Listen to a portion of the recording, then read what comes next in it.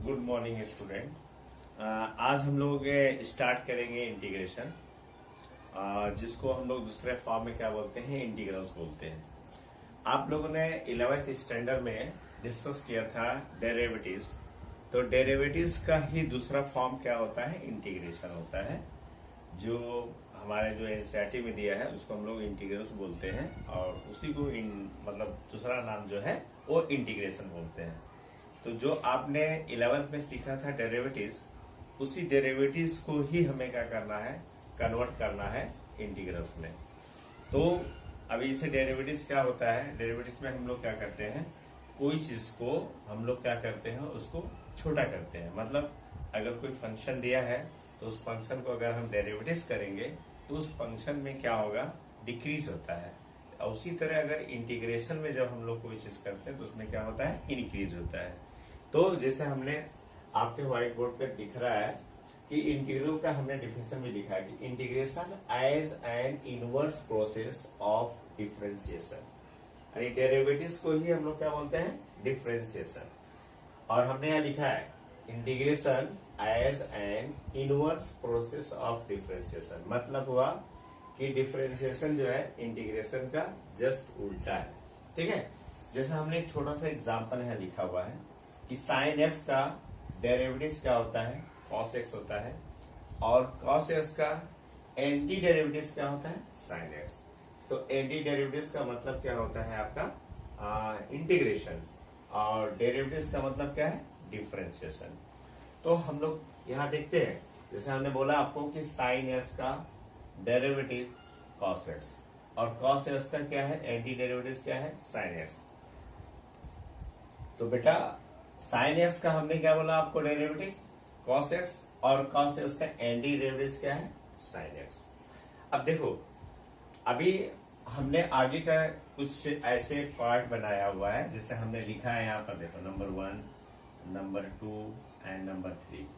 हमने यहाँ लिखा क्या है कि D by D x sine x plus 1 is equal to cos x. तो हम लोग क्या देख रहे हैं कि यहाँ पर हमने एक कांस्टेंट लिया, यानी differentiation of sine x plus 1 is equal to cos x.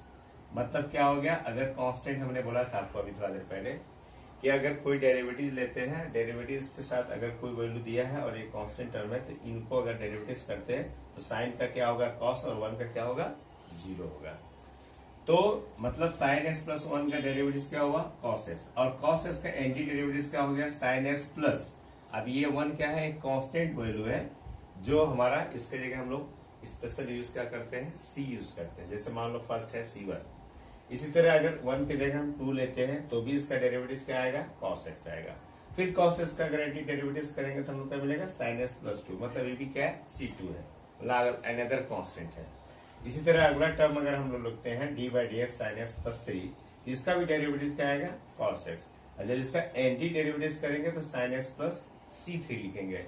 तो हम ये देख रहे हैं कि डेरिवेटिव्स के फॉर्म में जो ये टर्म्स है 1, 2, 3, ये एज ए कांस्टेंट है, और कांस्टेंट का वैल्यू क्या होता है, डेरिवेटिव में 0 होता है, और साइन का जो वैल्यू है कॉस।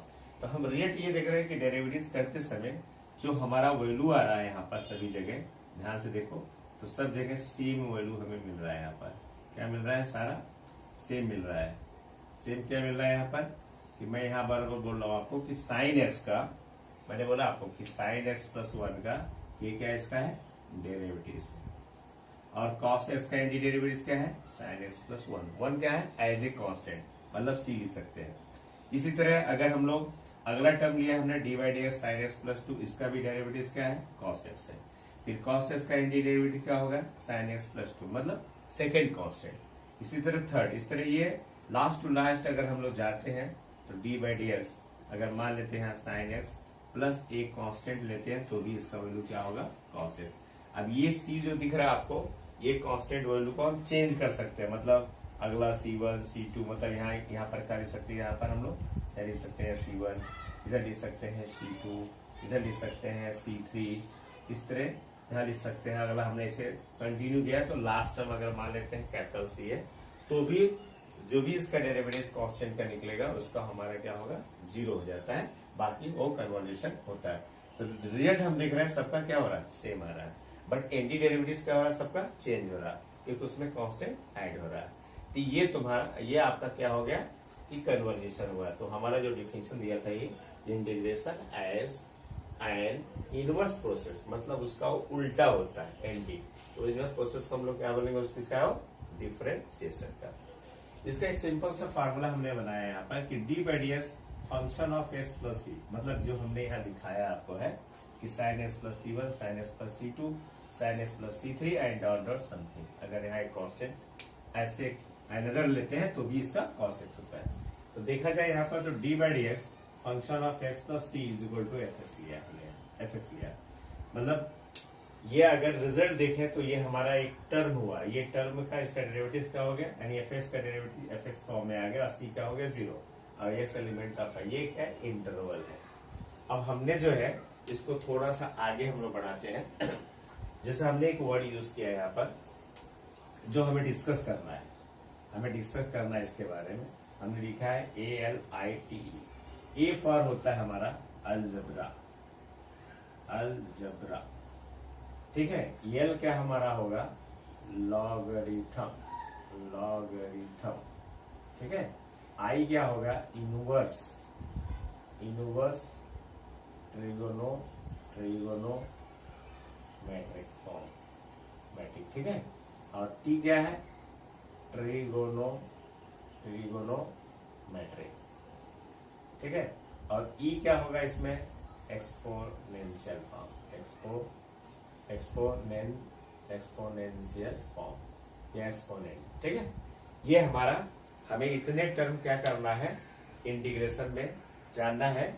ए फॉर अलजेब्रा, अभी अलजेब्रा में क्या होता है मैं आपको डिस्कस करता हूँ। एल क्या है लॉगरिथम, आई क्या है इनवर्स ट्रिग्नोमेट्रिक फॉर्म, और टी क्या है आपका है ट्रिग्नोमेट्रिक फॉर्म है, ई क्या है एक्सपोनेंशियल। अलजेब्रिक फॉर्म में जो हमारा फॉर्मेट है उसमें वेरिएबल टर्म होंगे जैसे यहाँ दिखाया गया है, और एल में क्या होगा हमारा लॉगरिथम टर्म होगा, और आई में क्या होगा इनवर्स का टर्म होगा। इनवर्स में जैसे sine inverse x, cos inverse x, tan inverse x, उसके फॉर्म में हमें डिस्कस करना है, ठीक है। और टी में जो हमारा जो है ट्रिग्नोमेट्रिक में जैसे साइन, कॉस, टेन, सेक, कोसेक, तो उसका हमें क्या करना है डेरिवेटिव्स को इंटीग्रेशन को डेरिवेटिव्स फॉर्म में दिखाना है, ठीक है। और एक्सपोनेंशियल टर्म में हमारा जैसे ए पावर एक्स है, ई पावर एक्स है, तो उसका हमें क्या करना है एक बार डेरिवेटिव दिखाना और एक बार इंटीग्रेशन। ये अगर ये जो 5 पार्ट हमने बताया ALIT, अगर इतने बारे में हमें जानकारी हो जाए तो हम आगे का प्रोसीजर कर सकते हैं, ठीक है। तो हम लोग आगे चलते हैं। अभी आगे देख लो हम लोग क्या करते हैं। अभी जैसे हमने इसका एक एक के बारे में मैं आपको थोड़ा सा एक्सप्लेन कर देता हूं।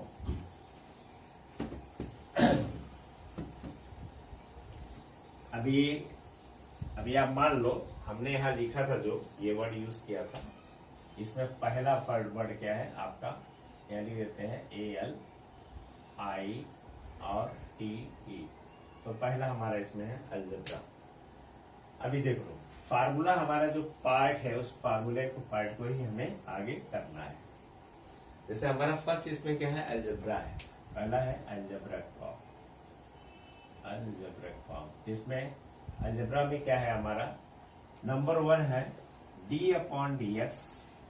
देखो ऐसे होता है x पावर n, इसका फॉर्मूला क्या होता है, इसका हो जाता है nx पावर n माइनस 1, ठीक है। ये हमारा है इसका डेरिवेटिव, मतलब n को हमने क्या किया यहाँ पर ये कोफिशिएंट लिया और इसमें से एक माइनस किया, ठीक है। और इसी को टर्म को हमें थोड़ा सा चेंज करना है। जब इसको हम इंटीग्रेशन के फॉर्म में कन्वर्ट करेंगे तो इसी को हम लोग ऐसे भी लिख सकते हैं d/dx, यहाँ लिखेंगे x power n plus 1 upon n plus 1, ठीक है, is equal to x power n। ये हमारा टर्म है, यानी ये डेरिवेटिव्स का ही टर्म है। अगर इसको हम लोग सॉल्व करेंगे तो हमारा ये टर्म मिल जाएगा। ये हमारा क्या है डेरिवेटिव। आज जब इसको हम इंटीग्रेशन में कन्वर्ट करेंगे तो integration of x power n क्या होता है dx is equal to x power n plus 1 upon n plus 1 plus c एक कांस्टेंट हो गया। तो बेटा मैंने आपको बोला कि इसका डेरिवेटिव ये होता है।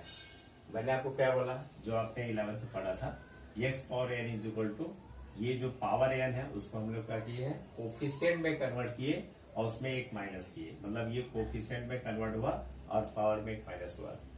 इसी को जो हमारा जब इंटीग्रेशन करेंगे तो उसका थोड़ा फॉर्मेट चेंज हो जाता है। क्या चेंज होता है, हमने ऐसे लिखा, देखो d by D x x power N plus one upon N plus one is equal to x power n. और जब इसका इंटीग्रेशन करेंगे तो हमारा क्या मिलेगा, x power N plus one upon N plus one. इसको अगर हम लोग शो करेंगे तो हमें रिजल्ट मिलना चाहिए, ये रिजल्ट में आना चाहिए। तो देखो रिजल्ट क्या मिलता है, इसका डेरिवेटिव करेंगे तो क्या मिलेगा, इसका डेरिवेटिव आ जाएगा n plus one x power N plus one और माइनस वन, आप अपॉन क्या हो जाएगा एन प्लस वन, जो आपको दिख रहा है।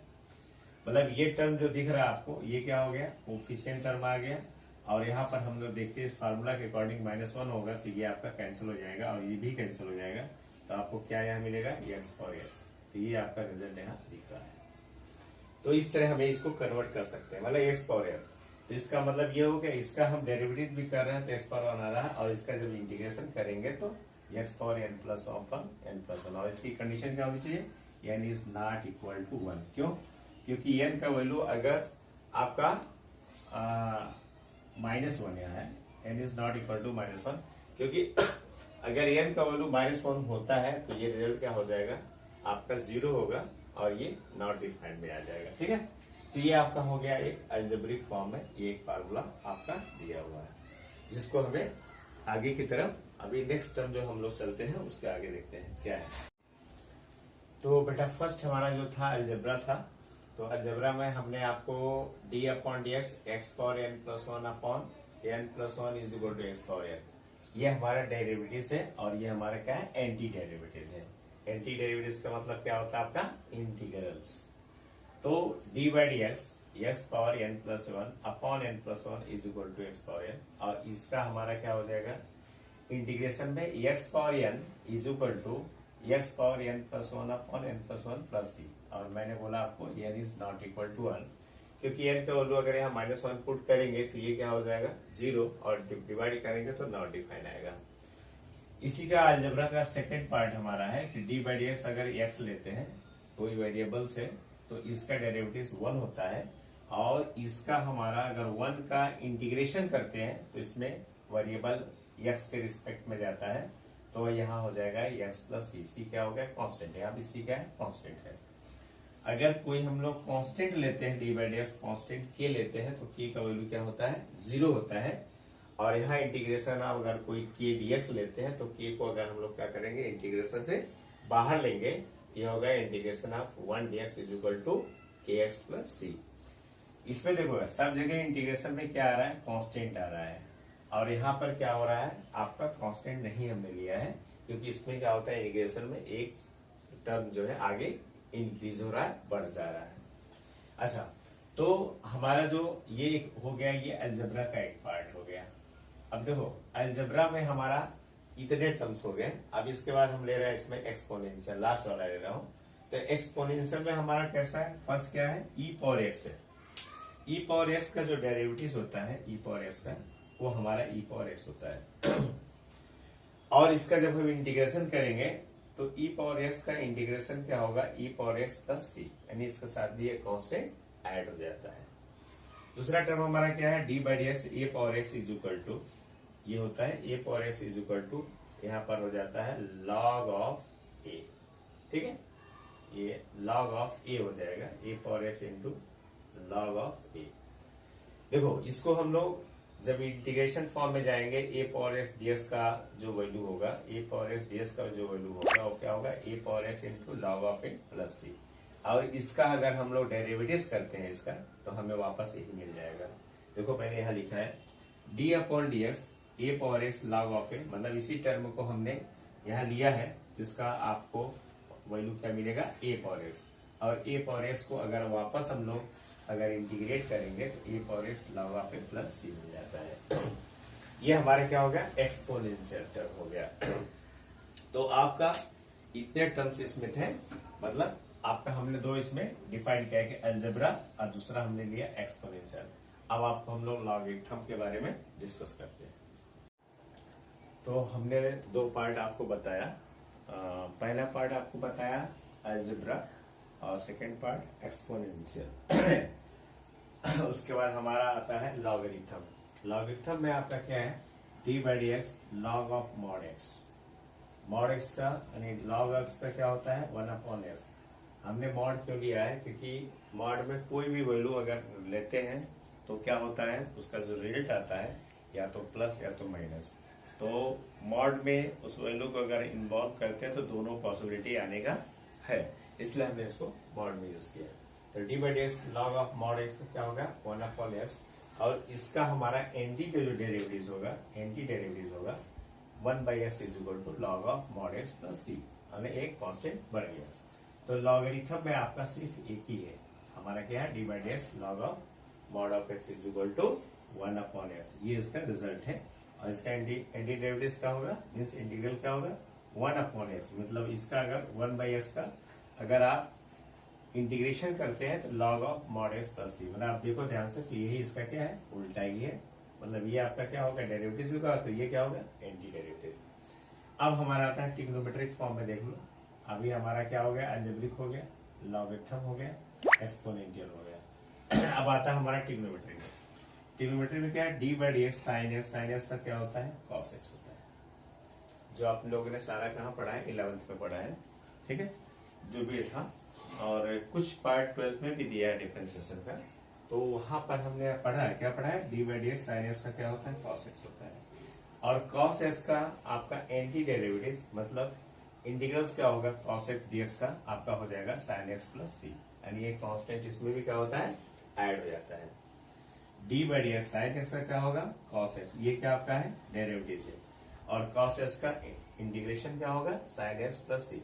मतलब देखो अगर ध्यान से, ये इसका क्या हो गया, डेरिवेटिव, और ये क्या हो गया इसका एंटी डेरिवेटिव। यहाँ पर वही चीज लिखा हुआ है। देखो कॉस एक्स का क्या होता है आपका, माइनस साइन एक्स होता है। कॉस एक्स का क्या होता है, माइनस साइन एक्स।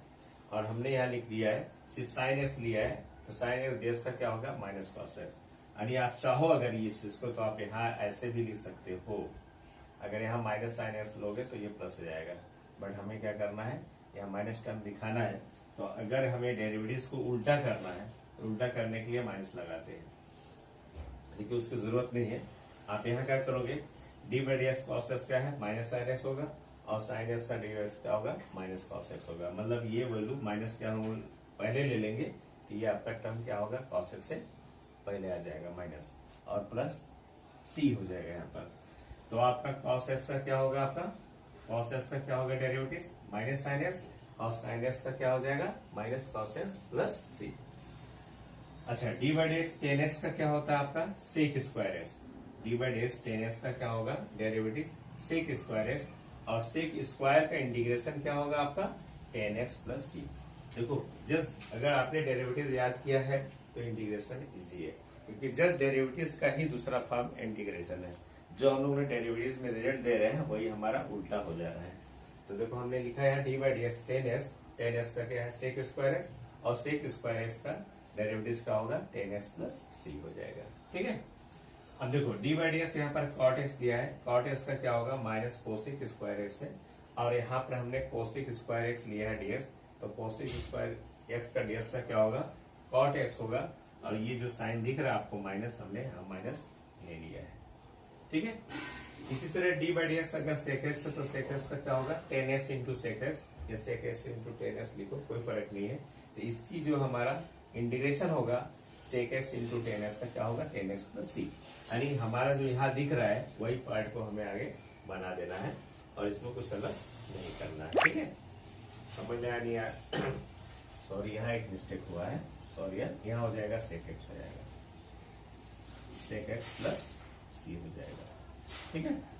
क्योंकि सेक एक्स का क्या है, sec x into tan x है, तो यहाँ sec x into tan x का क्या हो जाएगा, सेक एक्स प्लस सी। इसमें ट्रिग्नोमेट्री में सिर्फ एक और बचा हुआ है जो कोसिक का होता है, तो मैं आपको कोसिक का एक लाइन में बता दे रहा हूँ। यहाँ तक तो क्लियर है सबको, कोई डाउट तो नहीं होगा। एक बार वापस रिपीट कर दे रहा हूँ। देखो लॉगरिथम का क्या होगा, लॉग ऑफ मॉड एक्स का क्या होगा, 1/x।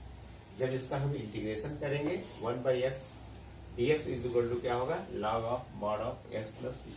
थोड़ा सा आप लोगों को भी मेहनत करना पड़ेगा, थोड़ा सा क्या करना है, जो डेरिवेटिव्स का जो आपने 11th में पढ़ा उसको एक बार रिवाइज करेंगे, तो आपके लिए इंटीग्रेशन सबसे सिंपल लगेगा, क्योंकि जो 11 का बेस है वो इम्पोर्टेंट है, उसको हमको जरूरत है और उसके हिसाब से ही हमें इसको करना है। ठीक है, क्योंकि सारा चीज 11 का ही बेस किए हैं और इंटीग्रल बहुत ही इंपॉर्टेंट है आपके, मतलब अगर जेई के लिए आप तैयारी कर रहे हो तो इंटीग्रल का जो यूजेस है सबसे ज्यादा है, प्लस फिजिक्स में भी इसका ज्यादा यूजेस है, तो उसके हिसाब से ये इम्पोर्टेंट है। और आपका अगर एनसीईआरटी बोर्ड में अगर कोई एग्जाम दे रहा है, ये टोटल जो है इंटीग्रल 35 मार्क्स का आता है, तो 35 मार्क्स आपको टोटल इंक्लूड मिलेगा और जेई के लिए भी आगे इसका यूजेस ज्यादा है।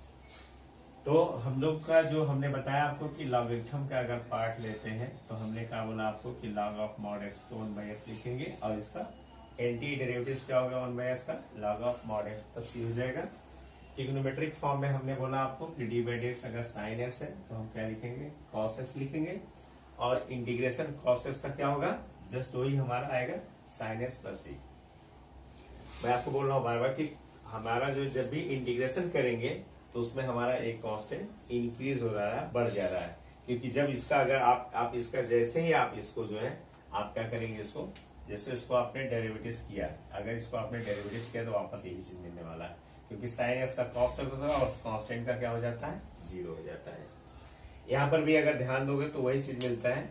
अगर आपने इंटीग्रेशन लिखा है साइन एक्स का तो आपको क्या मिल गया है इंटीग्रेशन cos x की लिया है, और फिर जब cos x का आप उल्टा करेंगे तो आपको यही वापस मिलने वाला है डेरिवेटिव, और कांस्टेंट का क्या हो जाता है 0 हो जाता है। इसी तरह यहाँ पर cos का साइन हो गया, tan का क्या होगा sec स्क्वायर होगा, और sec स्क्वायर ds का इंटीग्रेशन क्या होगा tan x प्लस c हो जाएगा। फिर d/dx cot x का क्या होगा माइनस कोसिक स्क्वायर x होगा, और कोसिक स्क्वायर x का ds का होगा minus cot x plus c। ये साइन हमने क्या किया उठा करके वापस यहाँ पर मिल दिया है। Just like same d/dx sec x अगर दिया है तो tan x plus sec x होगा, और यहाँ हो जाएगा sec x into tan x का क्या होगा sec x प्लस c। अब ध्यान दो यहाँ पर जहां c वर्ड आएगा, देखो यहाँ भी c आया है, इधर भी c आया है, तो c वाले जितने भी आएंगे वो सारे क्या होंगे आपका माइनस होगा। वो आपको थोड़ा ध्यान देना है यहाँ पर है कि इंटीग्रेशन में जहां पर c वर्ड आएगा, c देखो ध्यान से, इसमें c आ रहा है, यहाँ c आ रहा है, तो सारे माइनस होंगे, बाकी सारे प्लस होंगे। इसमें एक और लास्ट बचा हुआ है जो 6 टर्म है, वो हमारा क्या है कोसिक का है, तो कोसिक का यहाँ पर लिख देता हूँ, यहाँ पर एक है बचा हुआ, तो वो कोसिक वाला आपका क्या है देखो इंटीग्रेशन ऑफ यहाँ पर 6 नंबर है d/dx कोसिक x, जिसका हो जाता है minus cosec x into cot x होता है। और जब इसका हम इंटीग्रेशन करेंगे cosec x into cot x, ठीक है dx, इसका आ जाएगा आपका minus cosec x plus c हो जाएगा। यहाँ भी देखो c आ गया, तो जहां जहां c मैंने बोला वो सारे क्या होंगे माइनस होंगे, बाकी सारे हमारे क्या हो जाएंगे प्लस जाएंगे। ये आपका हो गया ट्रिग्नोमेट्री का टर्म। एक लास्ट टर्म बचा हुआ है हमारा एक्स इनवर्स ट्रिग्नोमेट्री, उसको हम एक्सप्लेन कर दे रहे हैं, फिर आगे देखते हैं एग्जाम्पल। तो बेटा मैंने आपको अलजेब्रिक बता दिया और लॉगरिथम बता दिया, ट्रिग्नोमेट्रिक बता दिया और एक्सपोनेंशियल बता दिया। लास्ट में हमारा बच्चा क्या है इनवर्स ट्रिग्नोमेट्री। इनवर्स ट्रिग्नोमेट्री यानी जो फार्मूला मैं आपको बता रहा हूँ डेरिवेटिव से इंटीग्रेशन में कन्वर्ट करना और इंटीग्रेशन से डेरिवेटिव में, अगर आपने इतना पूरा लर्न किया, लर्न मतलब बार बार रिवाइज मारोगे तो ऑटोमेटिक हो जाएगा। उसके लिए एक्सरसाइज के कुछ क्वेश्चन है, उसको बार बार आपको रिवाइज करना है। तो आप जितना ज्यादा फार्मूला का यूज करेंगे उतना ज्यादा आपको बेनिफिट मिलेगा, वो डिपेंड करता है आप पे। तो अभी हमारा जो इनवर्स है देखो यहाँ इनवर्स में आप देख लो हमने लिखा क्या है d/dx sign inverse x। Sign inverse x रहेगा तो 1/√1 माइनस एक्स स्क्वायर होगा, ये साइन इनवर्स x है। इसका हमारा एंटी डेरिवेटिव क्या होगा, इसी चीज को हम लोग क्या करेंगे यहाँ इनवर्स में लिख करके √1 माइनस एक्स स्क्वायर dx का हो जाएगा sign inverse x plus c आ गया, मतलब इंटीग्रेशन है। तो साइन इनवर्स x का डेरिवेटिव क्या है 1/√1 माइनस एक्स स्क्वायर, और इसका इंटीग्रेशन क्या होगा इसी का 1/√1 minus x square dx equal to sine inverse x plus c। Cos रहेगा, कॉस इनवर्स रहेगा तो क्या होगा टर्म सेम रहेगा, बस यहाँ पर क्या हो जाएगा माइनस हो जाएगा।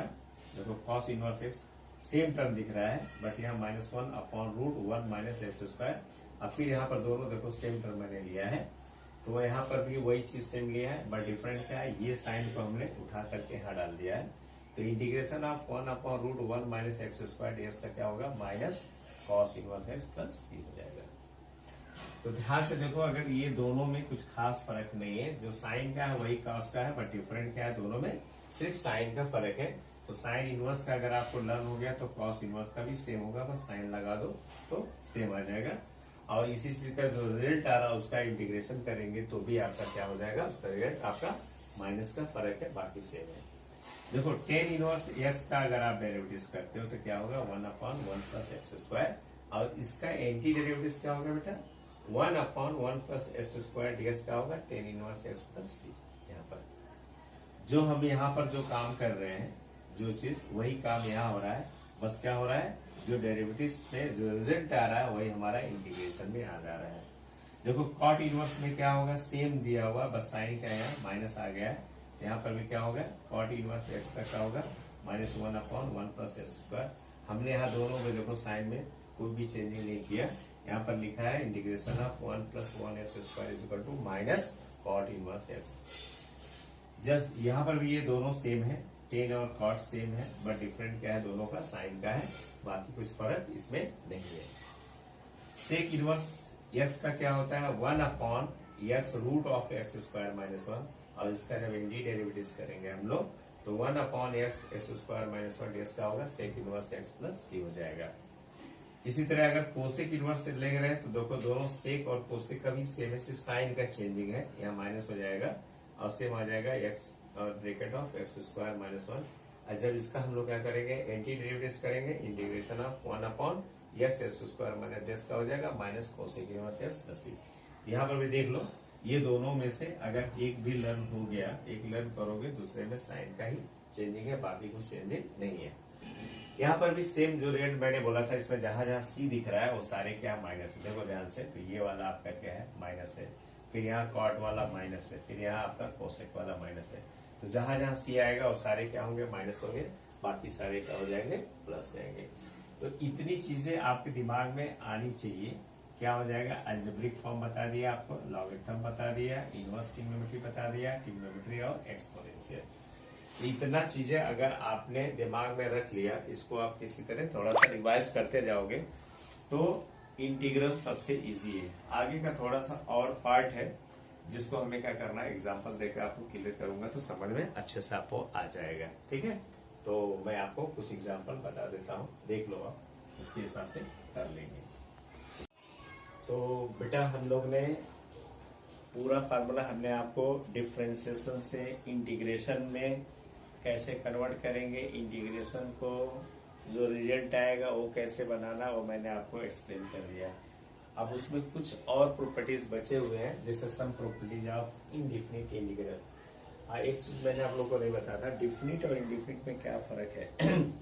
इनडिफिनिट इंटीग्रल में हमारा क्या आएगा, कांस्टेंट आएगा, और जब डिफिनिट बात करेंगे तो क्या हो जाएगा, लिमिटेड हो जाएगा। तो इंटीग्रेशन के ऊपर हमारा लिमिट लग जाएगा, तो हमारा क्या हो जाता है, डिफिनिट।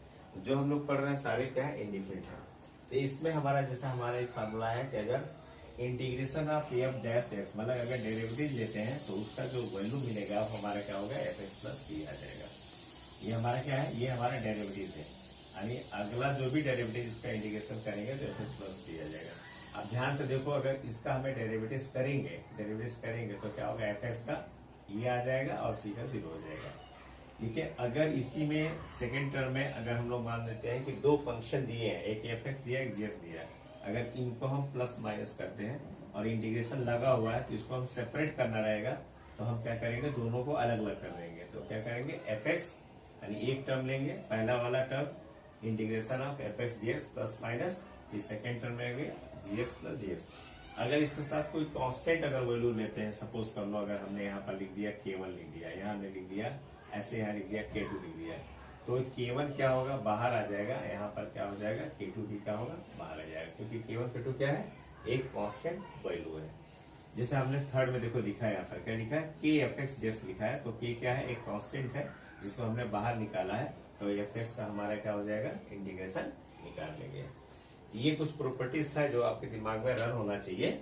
अब इसके हिसाब से हम कुछ एग्जांपल है आपको एक्सप्लेन कर दे रहा हूँ, जरा देख लो। एग्जांपल छोटा सा है, फिर हम लोग आगे थोड़ा बढ़ते हैं।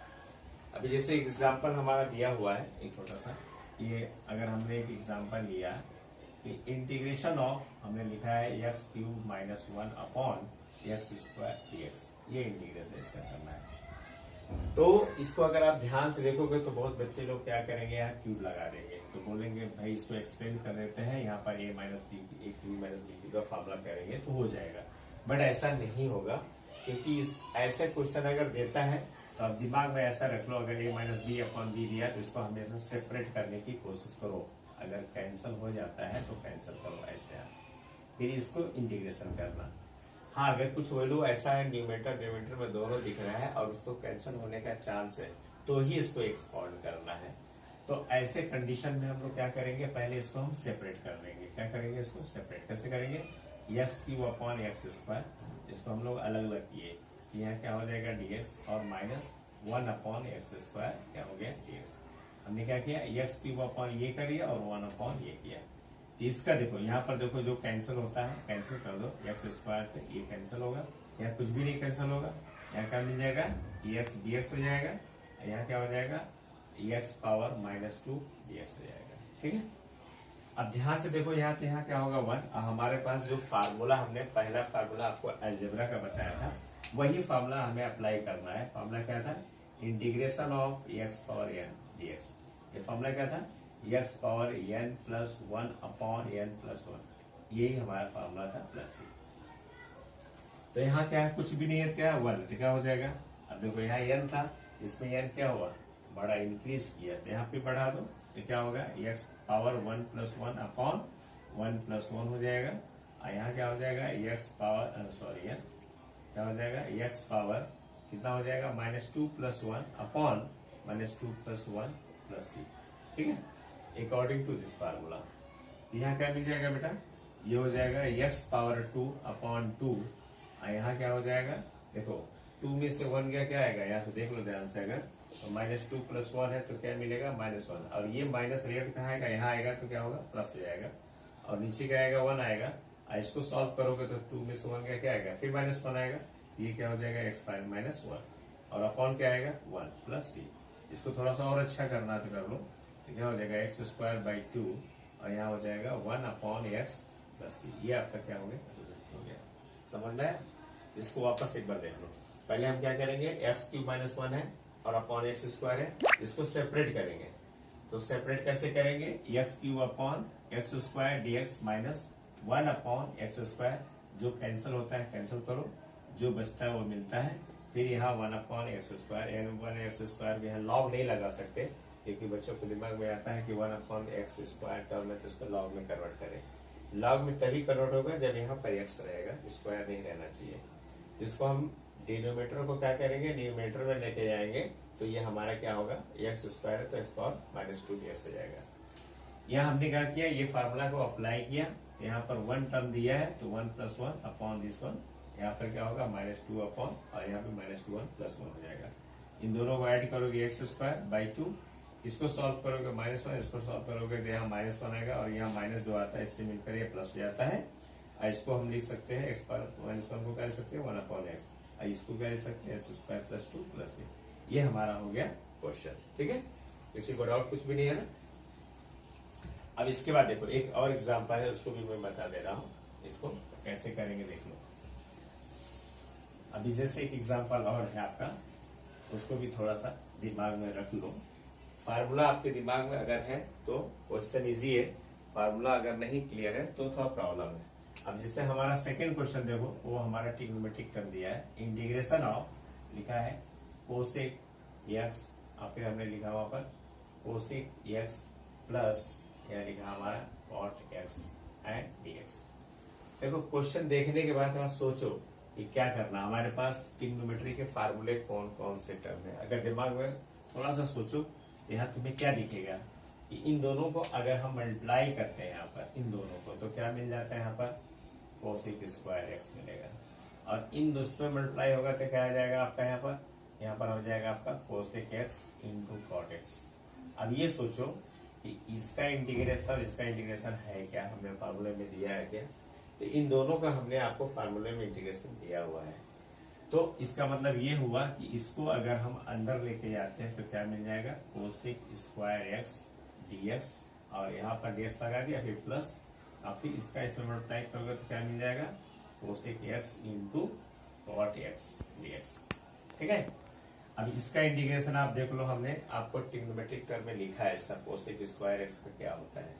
कोसेक स्क्वायर एक्स का जो भी है वो यहाँ लिखना है। तो कोसेक स्क्वायर एक्स का क्या है आपका, उसको देखो फार्मूले के अकॉर्डिंग हमें क्या करना है, चलना है, और cosec x into cot x का क्या है, उसके अकॉर्डिंग यहाँ चलना है। तो जो इसका हमारा रिजल्ट है वो यहाँ लिखो, और जो इसका रिजल्ट है हमारा यहाँ लिखो। तो cosec x into cot x का क्या होता है आपका, माइनस कोसेक एक्स, और कोसेक स्क्वायर का क्या होता है आपका, क्या होता है, उसके हिसाब से इसको हमें यहाँ लिख देना है। तो वहां से हमारा क्या हो जाएगा, इसका रिजल्ट आ जाएगा। ठीक है, तो इसका यहाँ पर आप लिख लो, यहाँ पर क्या हो जाएगा, इसका हो जाएगा सेक एक्स, और इसका क्या हो जाएगा आपका, बोलो, इसका क्या हो जाएगा, माइनस हो जाता है ना, माइनस क्या हो जाता है, कोसेक माइनस कोसेक एक्स, और प्लस ये हो जाएगा। तो क्या हो जाएगा answer, sec x minus cosec x plus ये टर्म हो गया। इसका इंटीग्रेशन और इसका इंटीग्रेशन यहाँ लिखा गया, इसका यहाँ लिखा गया, ये आपका रिजल्ट हो जाएगा। ठीक है, ओके। तो आज के लिए सिर्फ इतना। जय हिंद। बेटा यहाँ थोड़ा मिस्टेक हो गया है, इसके जगह हमें क्या करना है, ये जो दिख रहा है इसके जगह हमें लिखा है integration of cos square x equal to minus cot x. इसके जगह हमें ये पुट करना है, ये जो गलत हुआ है, यानी लिख दीजिए माइनस कॉट एक्स, और ये सही आपका है minus cosec x plus b. तो ये चीज आप रफ कर देना, ये गलत हो गया है, तो इसके जगह ये पुट कर देना, तो आंसर आपका आ गया minus cot x minus cosec x plus B.